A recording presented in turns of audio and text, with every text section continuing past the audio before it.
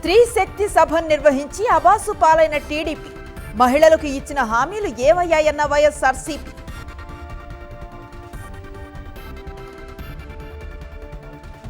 జూడాలను సైతం వెన్నుపోటు పొడిచిన చంద్రబాబు. సమ్మె మరింత ఉధృతం, రేపటి నుంచి అత్యవసర సేవలు బంద్.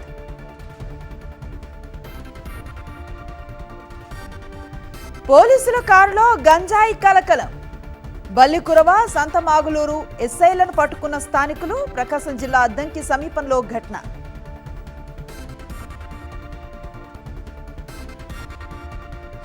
సొంత చెల్లికే న్యాయం చేయలేని వారు ఆడబిడ్డలకు న్యాయం చేస్తారా? మేడారం సభలో బీఆర్ఎస్ పై సీఎం రేవంత్ విమర్శలు.